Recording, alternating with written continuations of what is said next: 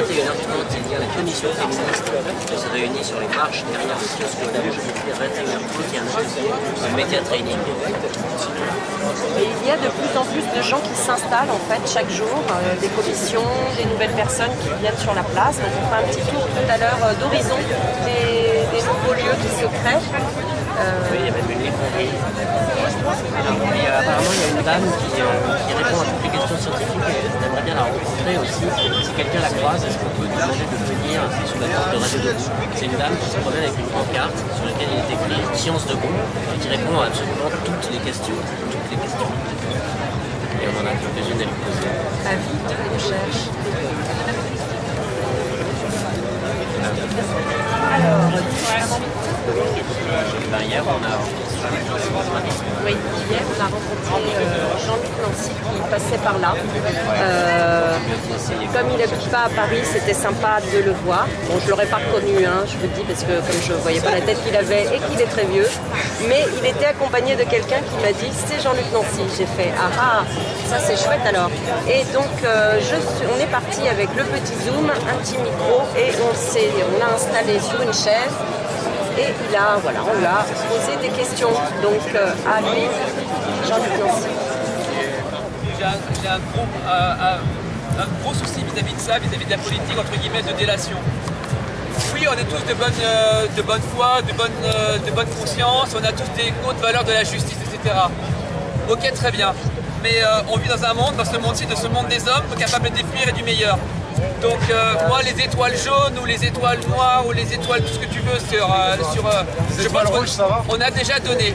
Je pense à une contre-proposition pour aller quand même, effectivement, qu'il y a un vrai truc à faire contre ces salopards qui exploitent une grande partie de la faiblesse des salariés, du fait qu'ils n'ont pas de moyens légaux de vente.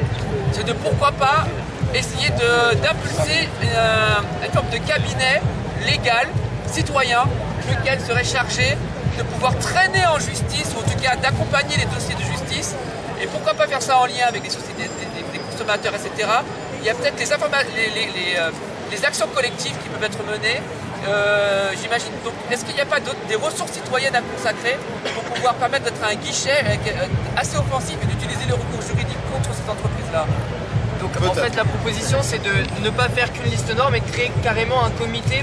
Allez, Juste, on va devoir arrêter dans 5 minutes parce que l'AG va commencer. Est-ce qu'on peut juste lister toutes les propositions? De toute façon, elles seront sur Facebook et vous allez voter sur Facebook ou il y a notre contact mail, vous allez être tenu au courant et on pourra voter plus tard peut-être. D'accord, juste, vous êtes obligé d'arrêter.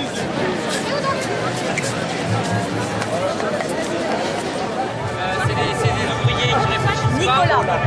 C'est le genre d'éducation qu'on a. S'il vous plaît. Et si pour faire une école de commerce, il faut payer 6 000 € par an, ça va forcément créer une reproduction sociale et ça, c'est forcément ce qu'on veut éviter. Donc il y a l'éducation, au final, c'est juste un système qui est formé par le système économique. Un peu. Voilà. Bon, si vous Formé par le système économique, ok. Ça, il est là. Je ne savais du tout. Ceux qui connaissent. Mais après, je suis vite partie parce que ça m'a saoulée et je voulais parler de la reproduction sociale et du fait que la prépa, j'imagine que de base ça a été réfléchi pour être un système égalitaire, ça l'est pas du tout. Que les grandes écoles, on parlait de peut-être pas détruire les grandes écoles, mais il faudrait quand même réfléchir à l'accès aux prépas et qui sort des prépas, qui va dans les prépas et qui en sort. Donc voilà. Et l'enseignement en prépa qui serait en fait des clones, parce que quand on rentre dans des grandes écoles, on est finalement des gens qui ont appris à réfléchir comme les grandes écoles. Voilà. Ah bah oui, je regarde. Alors, vous faites quoi là? On fait un poème contributif. On demande à chacun de faire de savoir pourquoi c'était semblable et en quoi c'était différent. C'était pas mal. Oui, parce qu'Élise Marie, c'est toi qui l'as interviewé du coup hier. Qu'est-ce qui s'est passé? Comment ça s'est déroulé? Il a parlé de quoi exactement? Beaucoup, j'imagine. Oui, alors. Question à parler. Non, d'abord, les gens qui ont écouté ont entendu. Il a parlé de la raison pour laquelle il était là, de qu'est-ce que ça lui faisait d'être ici. Moi, j'avais envie de lui parler de la communauté. Qu'est-ce qu'était pour lui la représentation de la communauté? Comme il a écrit un livre qui s'appelle La communauté des œuvrés, et que bon, moi je pensais à La communauté qui vient, qui est un autre bouquin de Giorgio Agamben. Après, j'avais envie de lui poser la question sur le politique et la politique, la différence entre l'article le et là, le féminin et le masculin, de la manière dont on place le politique et la politique, dont parle Rancière avant toute chose, mais donc j'avais envie de questionner là-dessus. Alors lui, c'est pas exactement le même, il n'a pas le même point de vue par rapport à ça, donc il a lui défendu son point de vue. Je pense qu'il se retrouve pas complètement dans la parole, enfin en tout cas de ce que j'ai entendu dans la parole de Rancière, où Rancière parle plutôt de du politique par rapport à la police, et que lui il se situe pas à cet endroit-là, et que lui est plutôt en train de chercher cette communauté aussi par le politique, et que pour lui le politique il est partout, il est dans l'art, il est dans l'amour, il est dans le lien. Là, en fait, il est là sur la place de la République en fait en permanence depuis qu'elle est là. Enfin, même avant que nous on soit là, il y avait déjà ça sur la place de la République, parce que c'est un lieu depuis qu'ils en ont fait un lieu où on peut circuler, où il n'y a pas de bagnole. C'est vrai que c'est devenu un lieu où il y a plein de gens qui circulent, qui se retrouvent, qui font du skate, qui viennent leur voiture. C'est vraiment grâce à eux et grâce à ce qu'ils ont fait de cette place. Ouais, il disait non, dans un premier temps il a dit c'est très différent parce qu'en 68 tout était décentralisé, les choses ne se passaient pas en un lieu précis mais partout, d'une part partout en France mais aussi partout dans Paris, on faisait plus des petits groupes un peu partout, plutôt qu'une grande assemblée. Puis ensuite il a réfléchi un petit peu et il a continué à parler, à la fin il disait c'est exactement comme en 68 en fait, il n'y a aucune différence. C'est ça qui est formidable en fait, c'est que tout le monde se retrouve ici sur cette place. Ça fait des jours en fait que tout le monde se retrouve. Et alors d'ailleurs, moi je voulais passer un petit message à Robert Dupuis qui est en Ardèche et qui nous a écrit et qui nous écoute. Et donc je voulais dire bonsoir Robert, merci de nous écouter, c'est vraiment super. Je voulais aussi dire un grand bonjour à des gens de Vancouver qui nous écoutent depuis Vancouver, ça aussi c'est cool. Les gens en Italie aussi, il y a plein de monde en Italie qui nous écoute, et en Espagne, et ça commence à de plus en plus prendre de l'ampleur, pas seulement la parole de Radio Debout, mais ce mouvement, et on espère qu'en fait ce mouvement va continuer, va grandir de plus en plus, et que la parole pourra de plus en plus se libérer. Je pense que c'est ça qui est important, parce que là devant nous, je vois, pour ouvrir un peu la table, il y a des gens qui nous regardent, il y a des gens qui s'arrêtent, il y a des gens qui nous écoutent. Alors ce qu'il faut vous dire aussi, c'est que les gens qui sont devant nous ne sont pas, ne peuvent pas véritablement entendre ce qu'on dit. Vous nous entendez très bien. Par contre, les gens qui sont autour de nous sont obligés de tendre l'oreille. Donc on fait un appel à dons de haut-parleurs, sonorisation, voilà, pour que tout le monde puisse nous écouter sur Radio Debout, pour avoir un retour. Voilà, parce que ces gens qui sont formidables, je suis sûre que ces gens ont des choses à dire, je suis sûre que ces gens sur la place de la République ne sont pas là par hasard, ça c'est clair. Ensuite, je voulais aussi vous donner des nouvelles du lampadaire. Voilà, du lampadaire qui, figurez-vous, alors j'en profite pour en parler à nos amis qui sont devant nous aussi, qui s'est effondré, il s'avère, le premier soir où nous étions là avec Radio Debout, c'était quand est-ce qu'on était là le premier soir? C'était mercredi soir. Mercredi soir, il a énormément plu, et en fait le lampadaire s'est effondré sous le poids des bâches, et donc voilà, a été retenu, figurez-vous, par les pompiers, et ensuite il y a un service de voirie qui nous a illuminé toute la soirée. Et là, ce lampadaire, qu'est-ce qu'il en reste? Il en reste le socle, et je pense qu'il reste le socle, et que nous sommes le socle de tout ça aujourd'hui, et qu'il faut que la République s'élève, il faut que tout le monde à Radio Debout s'élève sur ce socle-là, et que les paroles s'élèvent sur le socle. Donc c'est notre symbole, je décrète là devant vous ce soir, tous les gens de Radio Debout, vous les gens qui êtes devant moi, que ce lampadaire est notre ami. On va lui donner peut-être un prénom à un moment donné dans la soirée, ou Camille, voilà, Camille pourrait s'appeler Camille. Bon, alors il sert aussi de repose-pierre, hier c'était le cas, de repose-coca, de très pratique, divers objets, pour parler avec les gens. Oui, c'est ça, comme un arbre. Parfaitement symétrique, donc j'ai également pensé à une cloche.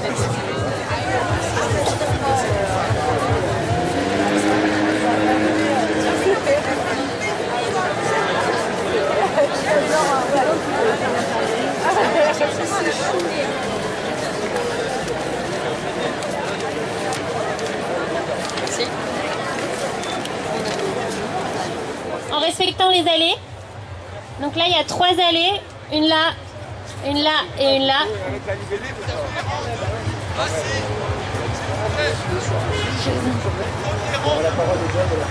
Je comprends pas ce qu'il me dit.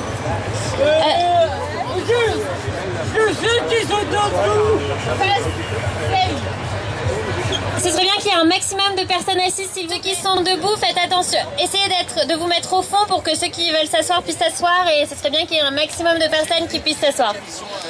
Donc on va commencer.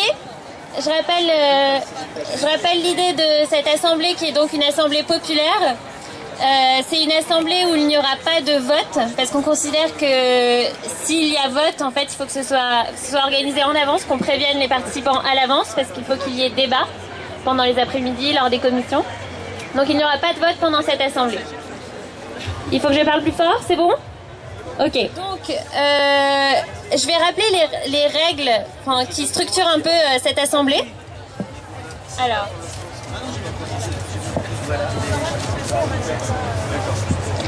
Donc voilà, on rappelle que c'est une assemblée démocratique. On essaye de s'organiser pour être bien assis, qu'on respecte les allées pour que les personnes qui prennent les prises de parole puissent circuler.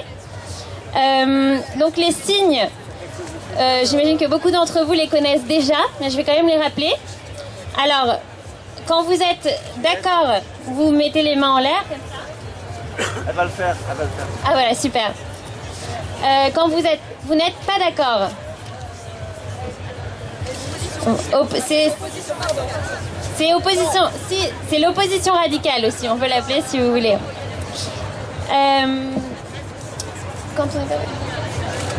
Et quand on n'est pas d'accord, du coup, c'est comme ça. Voilà. Ok.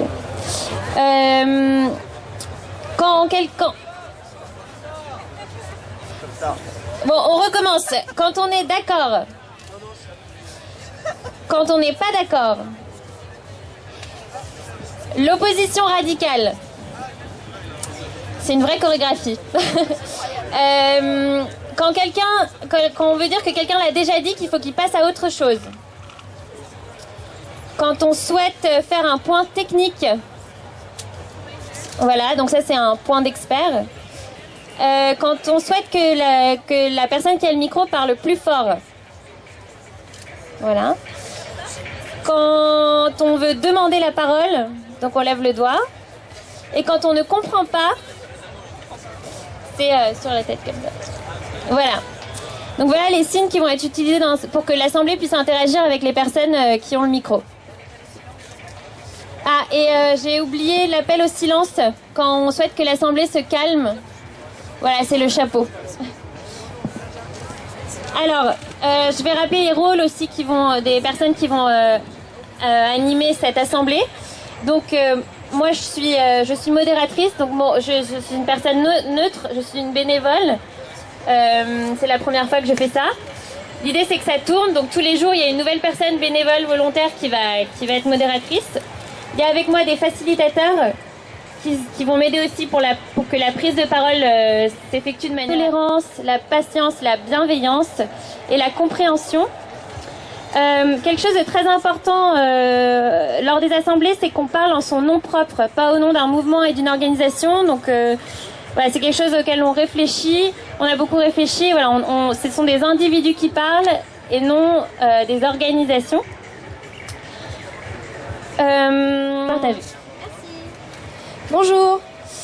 Alors avec la commission animation, juste pour vous rappeler ce qu'on a fait ces derniers jours, on s'est surtout On a fait beaucoup de choses, des projections, des pièces de théâtre, des murs d'expression. Et bien on s'est beaucoup attelé au travail pour la journée de demain, parce que demain c'est une énorme journée de mobilisation. Et on a prévu beaucoup de choses pour la soirée, pour voilà, apporter un petit peu d'animation et de fête ici. On a eu des échos un petit peu de partout, de plusieurs personnes et nous-mêmes aussi, qui ont peur que ça se transforme en festival, en festival vide de sens, ce qui n'est absolument pas le cas.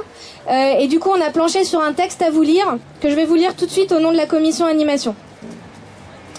L'art au cœur de la cité. Pourquoi la musique ne diluera jamais l'action? En organisant plusieurs concerts gratuits sur l'espace public, c'est vendredi 8 et samedi 9 mai, nous souhaitons remettre l'art au cœur de la cité et lui redonner sa dimension politique. La culture, et notamment la musique, constitue pour nous un formidable outil de mobilisation, ainsi que le plus fort des remèdes contre l'inertie.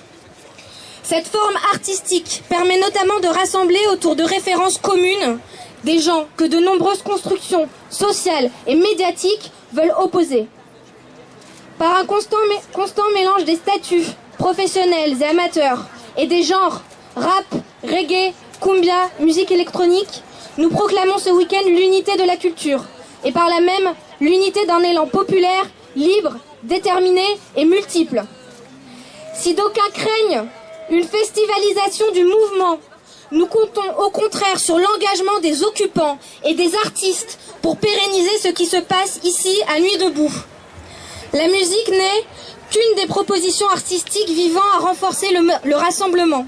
Le théâtre, le cinéma, le graffiti, l'éducation populaire et l'expression populaire viennent s'ajouter à une programmation qui s'inscrit radicalement contre le marché culturel actuel. Ici, les arts sont gratuits, participatifs et tout public.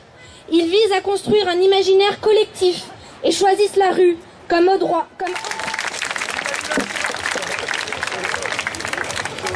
Merci pour ce texte édifiant. Donc on va... Alors moi ça fait plusieurs jours que je suis mobilisé ici. Je voulais simplement vous parler en 2 mots de la commission climat. Le message important à faire passer, c'est que on va essayer d'organiser progressivement un jardin partagé ici à République, qu'on est en train de dont le lieu reste à définir, mais qui va probablement s'organiser quelque part par là-bas. Ça reste à voir avec la logistique. Mais demain, on va commencer à ramener du matériel, mais en raison de la manifestation notamment, on va pas pouvoir être trop nombreux. Vaut mieux une petite équipe bien soudée et bien organisée, je pense. En revanche, dimanche 16h, on appelle toutes les personnes qui sont volontaires à ramener des palettes, à ramener des cagettes, à ramener des bouteilles en plastique.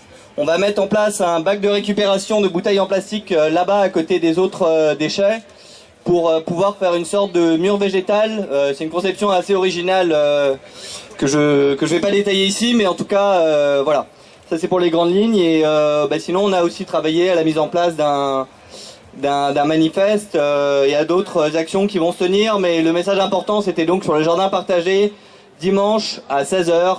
Rendez-vous ici et ramenez le maximum de matériel, si vous avez aussi de la terre, si vous avez même des feuilles, quoi que ce soit, je veux dire des feuilles organiques, hein, pas des feuilles pour écrire. Hein.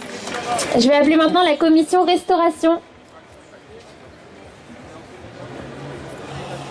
Bonsoir.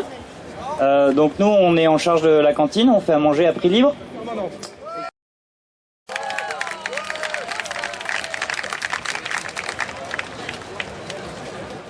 En ce moment même, il y a une... Elle commence en ce moment même. Voilà.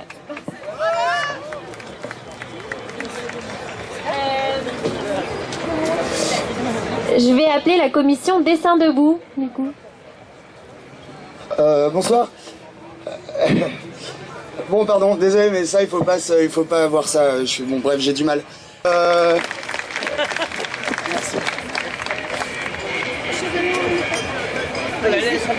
Bonsoir. Je